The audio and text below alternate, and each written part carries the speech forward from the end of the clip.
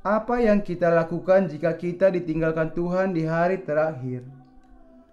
Matius 7 ayat 21 sampai 23. Bukan setiap orang yang berseru kepadaku, Tuhan, Tuhan, akan masuk ke dalam kerajaan sorga, melainkan dia yang melakukan kehendak Bapa-Ku yang di sorga. Pada hari terakhir banyak orang akan berseru kepadaku, Tuhan, Tuhan, bukankah kami bernubuat demi namamu, dan mengusir setan demi namamu, dan mengadakan banyak mujizat demi namamu juga? Pada waktu itulah aku akan berterus terang kepada mereka dan berkata, Aku tidak pernah mengenal kamu. Enyalah daripadaku, kamu sekalian pembuat kejahatan. Semua orang yang lahir di dunia ini pasti akan jatuh cinta paling tidak satu kali. Demikianlah seorang pria dengan seorang wanita menjadi satu di dalam pernikahan. Tetapi bagi kebanyakan orang, ada juga suatu bentuk cinta yang namanya cinta tak terbalas. Ini adalah cinta sepihak, dengan kata lain, yang tidak ada hubungannya dengan bagaimana perasaan orang yang dicintainya dan apa maksudnya sebenarnya. Hanya sedikit dari cinta kasih yang demikian yang akhirnya membuahkan hasil. Sebagian besar itu hanya berakhir menjadi cinta sepihak yang hanya menguntungkan bagi salah satu pihak. Dalam kasus yang demikian, cinta itu akan segera lenyap oleh waktu, hanya tinggal sebagai kenangan sama-sama dari rasa sakit masa lalu. Tetapi ada juga cinta pengejar yang jauh lebih buruk dibandingkan dengan cinta tak terbalas. Dalam cinta pengejar ada orang-orang yang sangat terobsesi dengan objek yang mereka cintai. Tidak peduli berapa kali pun mereka ditolak waktu demi waktu. Dalam kasus yang ekstrim, cinta yang obsesif seperti itu bisa membuat orang membunuh orang yang sangat dicintainya itu. Orang-orang yang cinta pengejar ini sering berpikir dan percaya bahwa orang lain yang dicintainya itu juga sebenarnya cinta padanya, padahal dalam kenyataannya tidaklah demikian. Mereka kemudian menderita sakit mental karenanya. Di dalam cinta, kehendak dari kedua belah pihak sangatlah penting. Sebagaimana orang bisa bertepuk tangan jika kedua belah tangan terlibat di dalam tindakan itu. Mengasihi seseorang dengan sungguh-sungguh tetapi hanya dari satu sisi saja tidak bisa menjadi cinta kasih yang benar.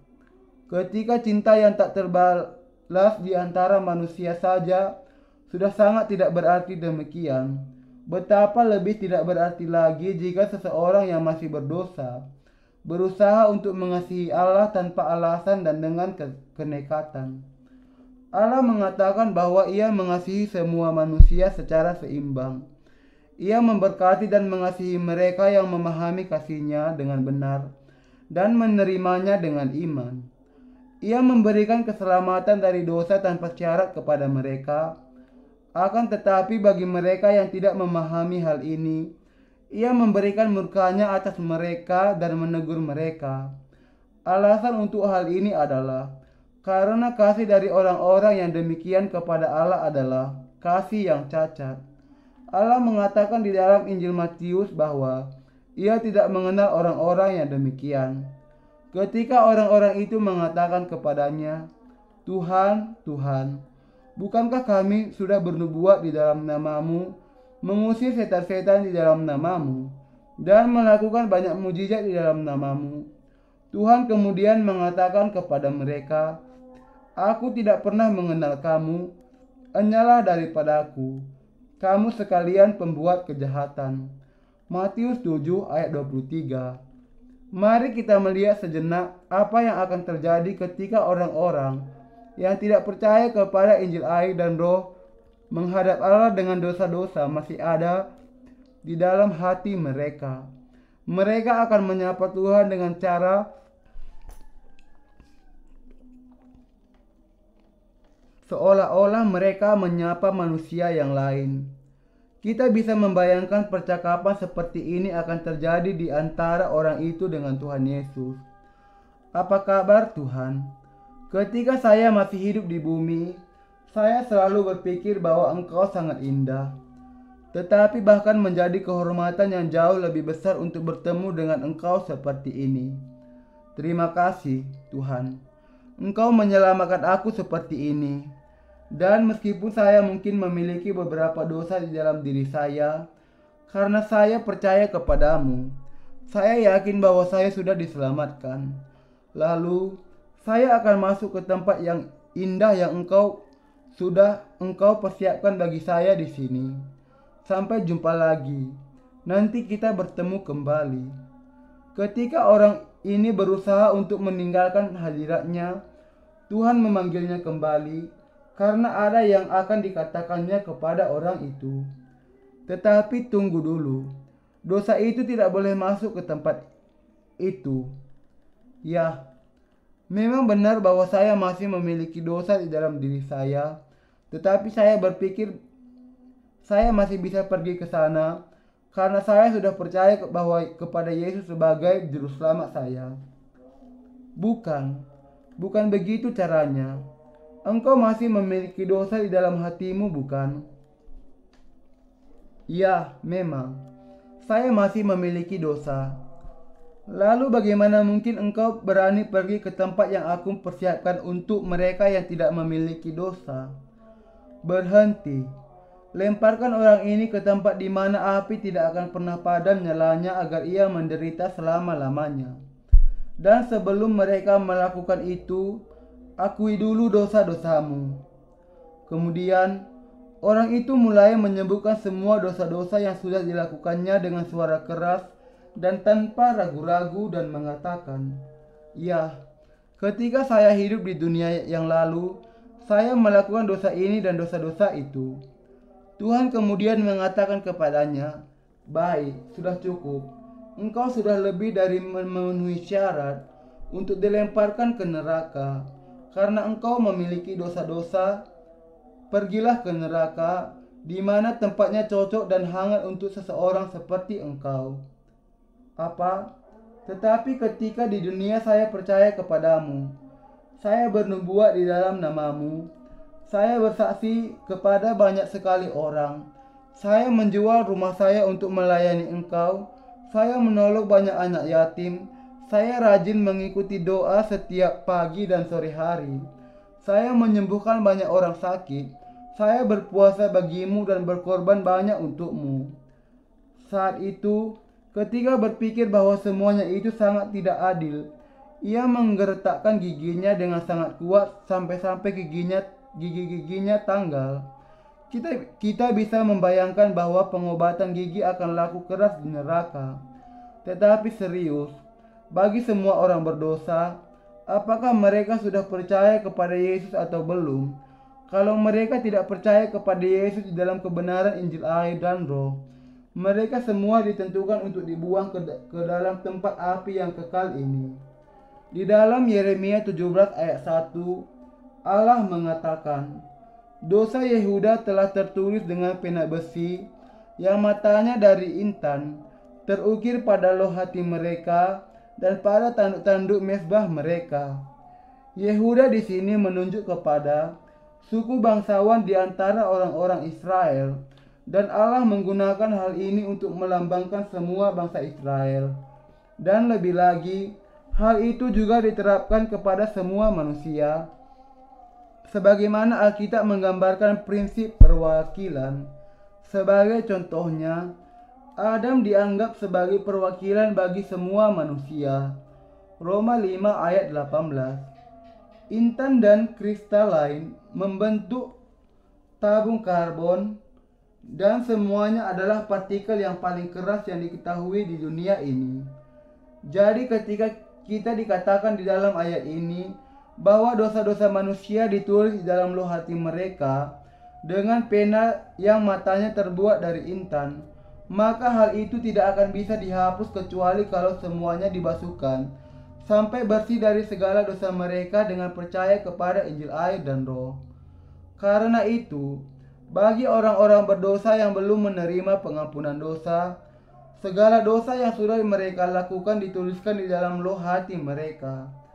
Tidak peduli bagaimanapun mereka sangat ahli dalam teknologi sistematika, memiliki gelar doktor di dalam bidang teologi, mengajar teologi di seminari sebagai profesor, atau memegang peranan yang tinggi di dalam gereja.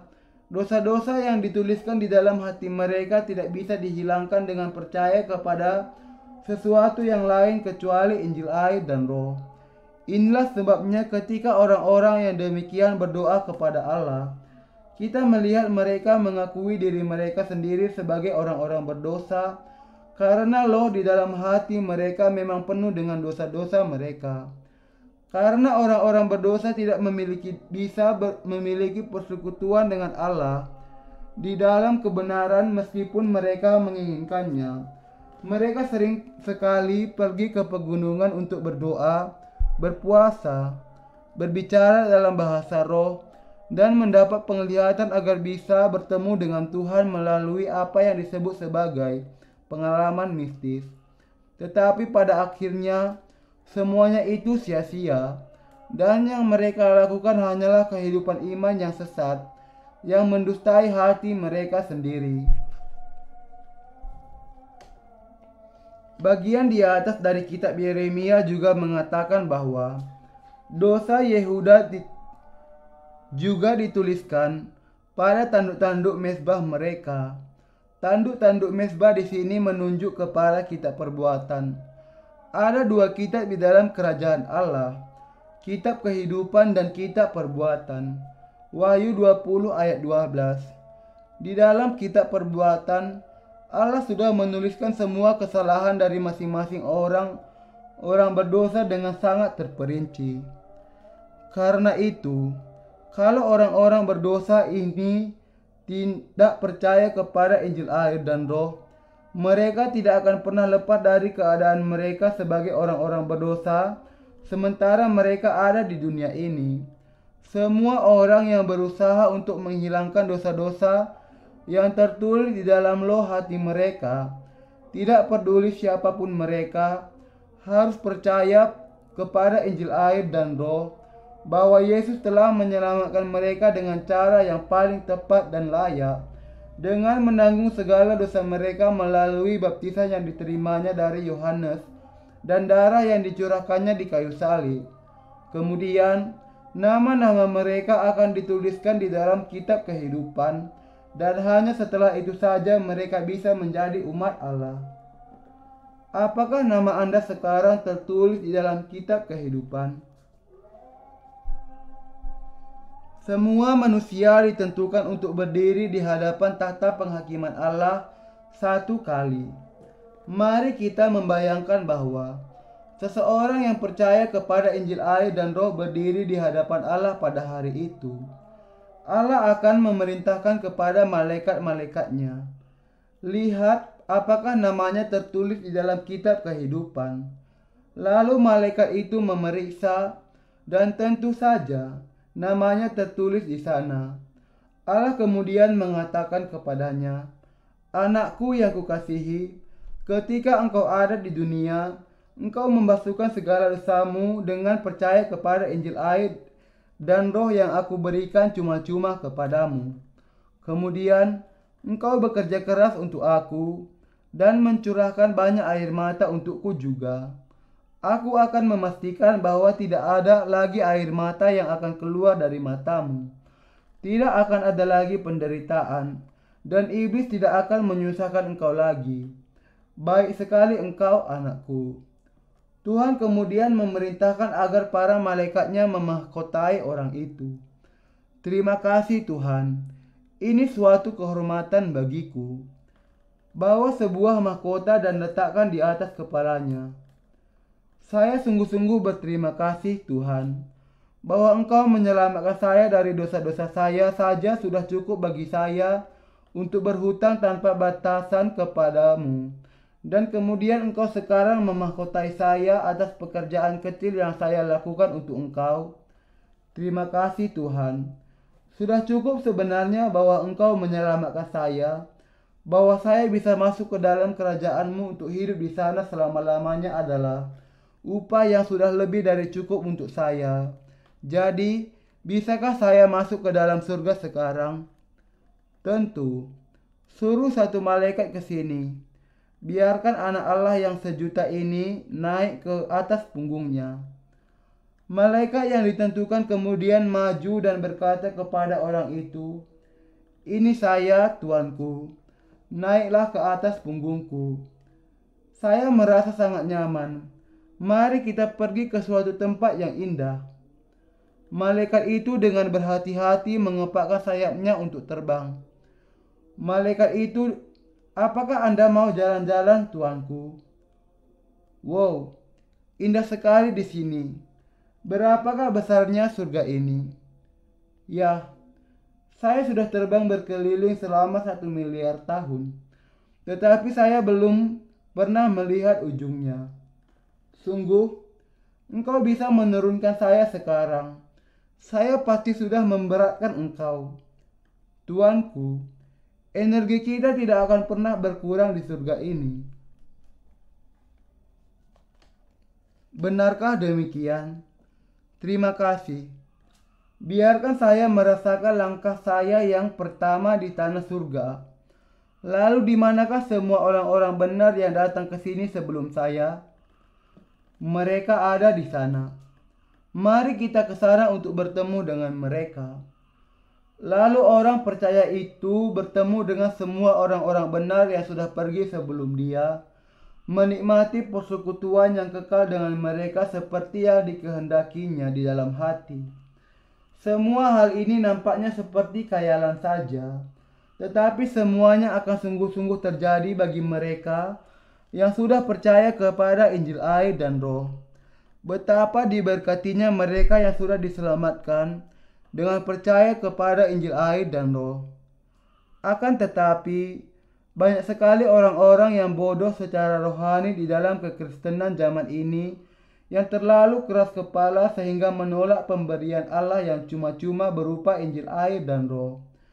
Orang-orang yang demikian, meskipun mereka percaya kepada Yesus, sebenarnya sudah salah percaya karena mereka tidak mengenal Injil air dan Roh. Sangat menyedihkan untuk melihat betapa mereka sangat kuat berpegang kepada iman mereka yang salah itu, sementara Injil yang benar ditunjukkan dengan sangat jelas kepada mereka. Kalau manusia mau sungguh-sungguh diselamatkan dari dosa-dosa mereka, maka mereka harus percaya dengan segenap hati mereka kepada kebenaran Injil air dan Roh, yang menjelaskan kepada kita bahwa Yesus menerima segala dosa dunia dengan dibaptiskan oleh Yohanes Pembaptis. Matius 3 ayat 13-17, dan menjadi pengganti menanggung penghukuman atas dosa-dosa kita dengan mencurahkan darahnya di kayu salib bagi kita. Kita tidak bisa berusaha untuk masuk ke dalam surga dengan percaya kepada sesuatu yang asal saja. Karena Allah adalah adil dan ketika berkaitan dengan masalah dosa dan keselamatan, Ia bukan hanya seperti orang baik tetangga sebelah rumah Anda yang selalu membiarkan siapapun melakukan apa saja. Saya mau menceritakan sebuah kisah lucu. Seseorang masuk ke surga dan di salah satu sudut ia melihat banyak sekali telinga dan mulut yang ditumpuk di sana.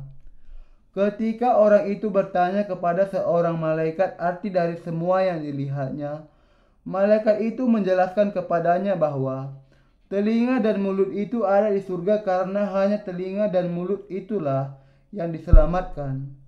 Ketika kita percaya kepada Tuhan, mutlak sangat penting bahwa kita percaya kepada Injil air dan Roh dari dasar hati kita, dan dengan itu diselamatkan oleh iman dari segala dosa kita sekali untuk selamanya. Banyak orang Kristen yang masih memiliki dosa di dalam hati mereka di hadapan Allah, bahkan ketika saat ini mereka percaya kepada Yesus yang berpikir bahwa mereka tidak akan menghadapi masalah untuk masuk ke surga, meskipun dalam kenyataannya dosa-dosa mereka masih ada di dalam diri mereka.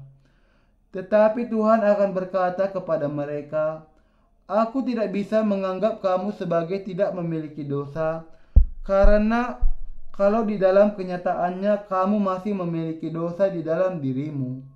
Aku sudah mengampuni segala dosamu dengan Injil air dan Roh ketika kamu masih ada di dunia. Tetapi kamu menolak untuk percaya kepada Injil air dan Roh di dalam hatimu. Apakah kamu tahu apa maksudku? Tunggu. Sekarang buanglah orang-orang yang menolak kasihku ini ke dalam lautan api yang kekal. Kalau ada dosa di dalam hati meskipun Anda percaya kepada Yesus, maka ketika Anda masih ada di dunia ini, dengarkanlah kepada Injil air dan Roh, percayalah kepadanya, dan terimalah keselamatan atas dosa-dosa Anda yang diberikan Allah kepada Anda secara cuma-cuma, karena anugerahnya yang berlimpah. Anda harus memahami bahwa jiwa-jiwa yang tidak mau akan dibuang ke dalam lautan api yang kekal di dunia selanjutnya. Orang-orang yang mengaku tidak memiliki dosa, meskipun masih ada dosa di dalam hati mereka, sebenarnya sedang mengejek Allah dan berusaha untuk mendustai Dia. Ketika tiba harinya bagi Allah untuk menghakimi dunia ini, mereka akan memahami betapa besar perbedaan antara orang berdosa dengan orang tidak berdosa. Di hari itu, mereka semua akan menyadari mengapa Tuhan sudah sungguh-sungguh meminta kepada mereka dengan terus-menerus supaya mereka percaya kepada Injil air dan Roh dan menerima pengampunan dosa. Dan kemudian mereka akan meratap dalam penyesalan karena tidak mau percaya. Setiap orang Kristen bisa saja sama-sama percaya kepada Yesus sebagai juru selamat. Tetapi ada perbedaan iman yang sangat besar antara mereka yang sudah menerima pengampunan dosa dengan yang belum. Yang sudah akan disambut di dalam surga, yang belum akan dibuang ke dalam neraka. Kalau Anda tidak mengakui bahwa Injil air dan Roh adalah kebenaran pengampunan dosa, maka pada hari terakhir akan menjadi sangat terlambat bagi Anda. Apakah ada dosa di dalam hati Anda ketika Anda percaya kepada Yesus? Kalau masih ada, maka Anda juga adalah orang-orang berdosa. Yesus adalah juru selamat yang mengutuk mereka yang mengatakan bahwa mereka masih memiliki dosa. Apakah ini berarti bahwa tidak menjadi masalah kalau kita hanya secara membabi buta saja mengatakan bahwa kita tidak memiliki dosa? Bukan demikian halnya. Kita bisa menjadi tidak memiliki dosa hanya kalau kita sungguh-sungguh percaya kepada Injil air dan Roh dengan hati kita dan dibasuh dari segala dosa kita sekali untuk selamanya. Surga adalah tempat yang hanya bisa dimasuki oleh mereka yang sudah percaya kepada Injil air dan Roh yang sudah sepenuhnya dihapuskan dosa-dosanya. Persiapkanlah iman yang menyelamatkan Anda dari segala dosa Anda sekarang juga dengan Injil air dan Roh. Kalau Anda menunda hal ini sampai nanti, akan menjadi terlambat. Sebelum terlambat, percaya kepada Injil air dan Roh dan siapkan diri Anda. Kalau Anda tidak mau menerima ke dalam hati Anda Injil air dan Roh, kebenaran pengampunan dosa, maka Anda akan dikurung di dalam neraka. Semua orang berdosa akan dimasukkan ke dalam neraka, tetapi orang-orang benar akan berdiam di dalam surga. Siapakah yang akan mengerti bahwa menerima pengampunan dosa dengan percaya kepada Injil air dan Roh akan menjadi sangat berharga? Mereka yang di dunia ini sudah mendengar Injil air dan Roh dan percaya akan menjadi orang-orang yang sungguh-sungguh beruntung. Saya memuji Tuhan atas hal Injil ini. Saya bersyukur kepada Tuhan satu kali lagi karena Ia menyelamatkan kita, yang dahulu adalah orang-orang berdosa, dari segala dosa dunia melalui Injil air dan Roh sekali untuk selamanya. Anda juga harus percaya kepada kuasa Injil air dan Roh sekarang. Kemudian Anda akan menjadi anak Allah sendiri sampai selama-lamanya. Haleluya.